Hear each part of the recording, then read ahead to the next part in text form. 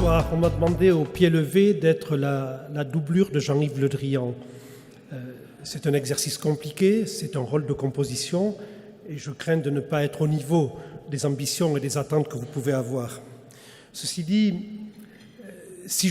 lorsque je parlerai à Jean-Yves Le Drian, qui est accessoirement ministre du Tourisme, mais vous le savez, essentiellement ministre de l'Europe et des Affaires étrangères, ce qui fait déjà beaucoup, je lui suggérerai d'accorder dans son ministère une place particulière au tourisme et de veiller à ce qu'il essaye de reproduire ce dont Emmanuel parlait à l'instant, le duo qui a très bien fonctionné, Laurent Fabius, Matthias Fekl, avec un secrétariat d'État au tourisme auprès du ministre des Affaires étrangères et sous leur autorité la DGE de Bercy pour les affaires touristiques, et cela peut marcher et peut bien marcher. Donc c'est ce que je dirais à Jean-Yves Le Drian. Je lui dirais de suivre cet exemple. Et puis je lui parlerai en même temps des entreprises, des Français et de la France. Alors sur les entreprises, nous aborderons des sujets techniques. Le premier concerne la transposition de la directive sur les voyages à forfait et je ne traiterai qu'un point dans ce domaine-là, c'est celui de la responsabilité de plein droit. Aujourd'hui, le ministère de la Justice, Chancellerie, souhaiterait que ce niveau très élevé de responsabilité soit maintenu en France. Contrairement aux recommandations de l'Europe en matière de directive, eh bien, je lui dirai que nous nous battrons et que nous irons où il faut aller pour que nous ne soyons pas handicapés par rapport à nos confrères européens et que nous n'ayons pas un niveau de responsabilité plus élevé qui augmente le coût des assurances, augmente le coût des voyages et risque même un jour de nous priver de la possibilité de trouver des assureurs.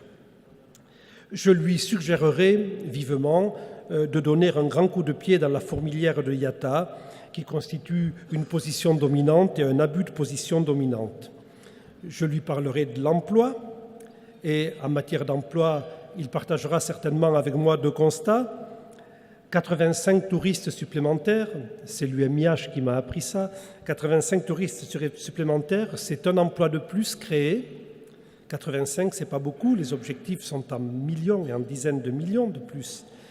Le deuxième constat, c'est que 17% des jeunes de moins de 30 ans n'ont à ce jour en France ni emploi, ni formation diplômante. Et je lui dirais qu'il y a une certitude, malgré certaines idées reçues que l'on peut avoir quand on ne connaît pas le tourisme, c'est que notre secteur est un secteur en développement, ce n'est pas un secteur en bout de course ou en fin de course, loin de là. Mondialement, il y aura 2 fois plus de touristes dans le monde dans 15 ans qu'aujourd'hui. C'est un secteur en développement, c'est un secteur créateur d'emplois. Mais il y a des problèmes, notamment celui de la formation, avec l'inadéquation de la formation et des besoins des entreprises et de la multiplicité des besoins des entreprises. Je lui suggérerai donc 3 choses. La première, c'est de décongeler la formation, de laisser libre cours à des initiatives, de laisser libre cours à des expérimentations, de manière à avoir une formation adaptée à la diversité des besoins des entreprises. En même temps, je lui suggérerai de faciliter le recrutement en libérant le CDD et en allégeant certainement les charges, car il vaut mieux avoir moins de charges sur un nouveau recruté que payer la totalité des indemnisations d'un chômeur. Et en même temps, je lui suggérerai de s'adapter à l'évolution de la relation de travail en donnant pour nos métiers un cadre légal au statut d'agents commerciaux dans notre secteur. Je lui parlerai bien évidemment de transition numérique.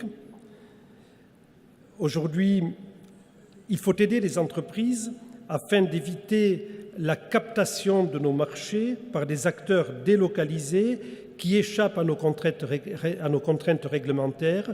Et les aider, c'est les aider financièrement, en assistance, à passer le cap de la transition numérique. En même temps, je lui demanderai de s'occuper de Google et d'obtenir de l'Europe qu'il y ait une séparation demandée mais non obtenue entre les activités de moteur de recherche de Google et les activités commerciales de Google.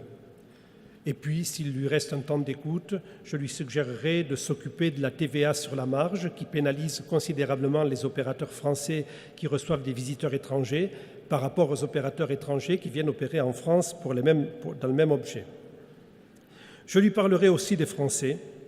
Je lui demanderai de faciliter leur départ en vacances, que ces vacances soient en France ou à l'étranger. Pour cela, il y a plusieurs pistes.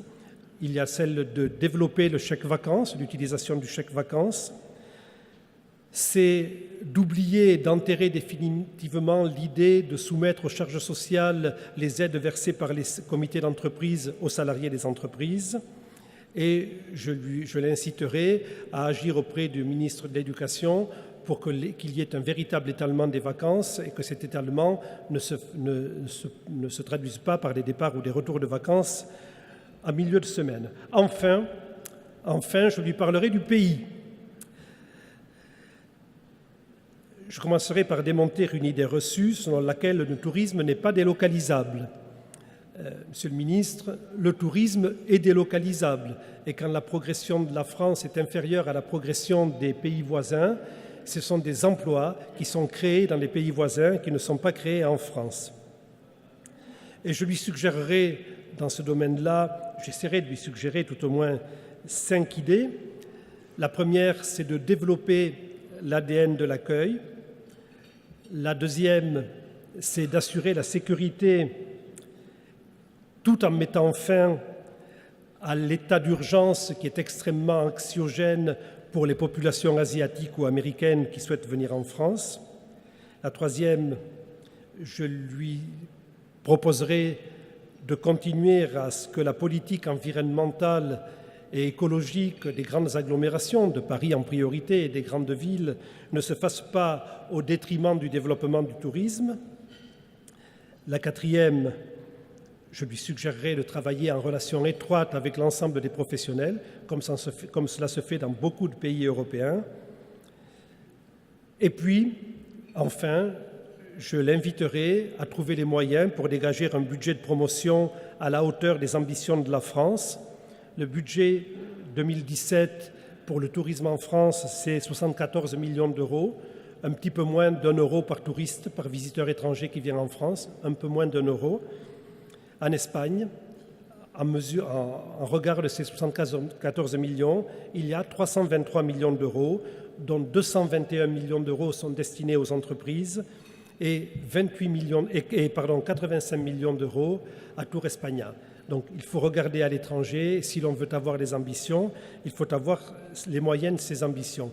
Et puis pour finir, et je suis sûr que ça fera plaisir en même temps à Roland Aiguille et à René-Marc Chicly, je lui dirais que quand le tourisme gagne, c'est l'ensemble de l'économie qui gagne. Quand le tourisme gagne, c'est l'emploi qui gagne. Et quand le tourisme gagne, c'est la France qui gagne. Merci.